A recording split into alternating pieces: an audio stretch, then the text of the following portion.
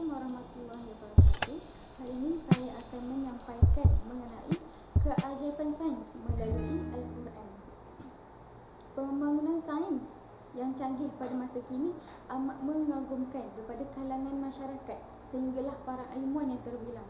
Oleh itu, bidang-bidang seperti sains dan kemanusiaan diusahakan menjustifikasikannya melalui hujah saintifik.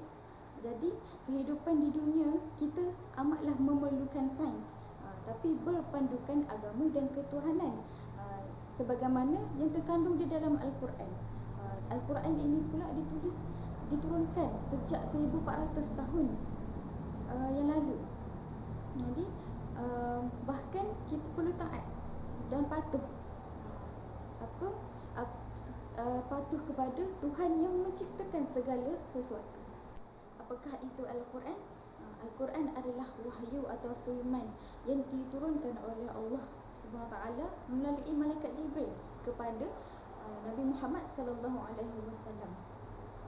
Jadi Al-Quran ini adalah sumber utama berbanding hadis Nabi SAW yang kita menjadikan ianya sebagai panduan dalam hidup kita.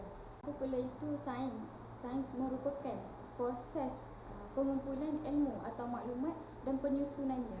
Sains ini bermula daripada pengalaman, kemudiannya mendapatkan fakta dan peraturan daripadanya.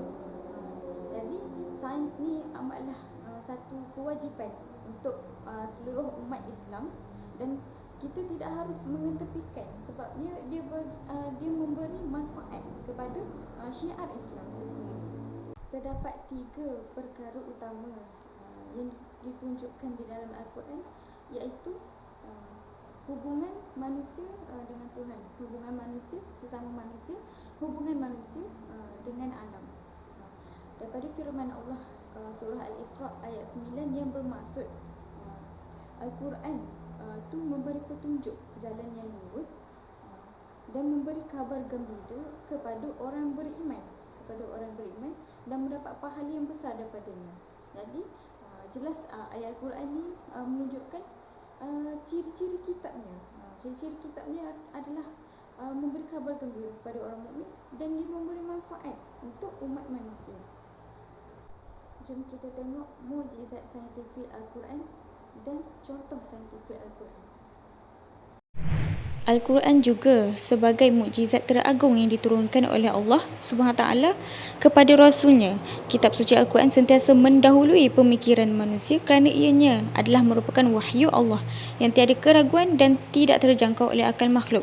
Bahkan Al-Quran bukanlah kitab sains, tetapi banyak fakta-fakta saintifik yang begitu jelas dan tepat, sekaligus ia mempunyai ciri-ciri keajaiban yang membuktikannya sebagai wahyu dari Allah SWT. Sebagaimana dalam firman Allah SWT yang bermaksud, akan kami tunjukkan kepada mereka bukti-bukti kebenaran kami di segenap ufuk, yakni penjuru alam, dan pada diri mereka sendiri, sehingga jelas kepada mereka bahawa Al-Quran itu benar. Tidak cukupkah bagi kamu bahawa Tuhanmu menjadi saksi atas segala sesuatu? Surah Fussilat ayat 53. Ayat ini mengisyaratkan bahawa penemuan-penemuan sains masa kini berkait rapat dengan alam dan manusia tanpa ragu-ragu lagi.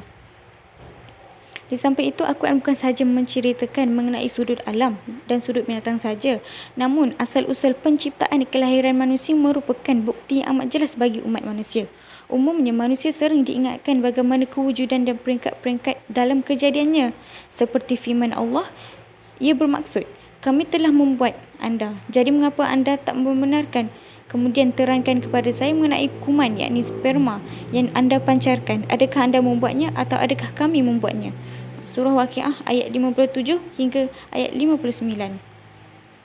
Aspek keajaiban dalam penciptaan manusia juga sering ditekankan dalam banyak ayat yang terkandung dalam Al-Quran. Malah kenyataan-kenyataan ini sememangnya menimbulkan tanda tanya kepada kita. Bagaimana seorang manusia itu dicipta dan disempurnakan penciptaannya. Oleh kerana demikian, kita dapat mengenali diri sendiri dan kagum dengan kebesaran ilahi. Sekarang kita akan perhatikan hal ini satu demi satu. Daripada penerangan tersebut, jelaslah bahawa banyak lagi penemuan sains yang tepat yang terkandung dalam kitab suci Al-Quran, di mana bermulanya ia turun sehinggalah hari yang akan datang. Antara bukti Al-Quran mampu meramalkan kejadian pada masa akan datang terkandung dalam surah Ar-Rum ayat 1 hingga 4, bahawa Allah menceritakan kisah kemenangan bangsa Romawi di negeri yang terdekat. Allah menyebut sesudah bangsa Romawi dikalahkan, mereka akan menemui kemenangan dalam beberapa tahun lagi. Bagi Allah lah urusan sebelum dan sesudah mereka menang. Ternyata benar, beberapa tahun selepas itu bangsa Romawi mencapai kemenangan menentang Parsi. Akhirnya hal ini dinyatakan dalam Al-Quran menjadi kenyataan. Begitulah hebatnya Al-Quran jika kita mengkaji dan menyelidiknya. Kesimpulannya, semua yang telah kita perhatikan ini menunjukkan Al-Quran adalah hakikat kenyataan yang amat jelas. Begitulah hebatnya Al-Quran jika kita mengkaji dan menyelidiknya. Keistimewaan Al-Quran kita tak boleh nilai dengan mata kasar kerana ia pelbagai tauladan. Antara keistimewaan Al-Quran yang lain adalah ramai manusia boleh menghafalnya, dan ia selari dengan sains moden yang dapat kita buktikan. Al-Quran juga mempunyai gaya bahasa yang tinggi, malah ia mampu menjadi penawar penyakit dengan izin Allah. Segala penyakit dengan izin Allah. Dan juga ia mempunyai pengaruh yang kuat. Al-Quran mempunyai pengaruh yang kuat terhadap jiwa manusia dan jin. Demikian juga Al-Quran adalah satu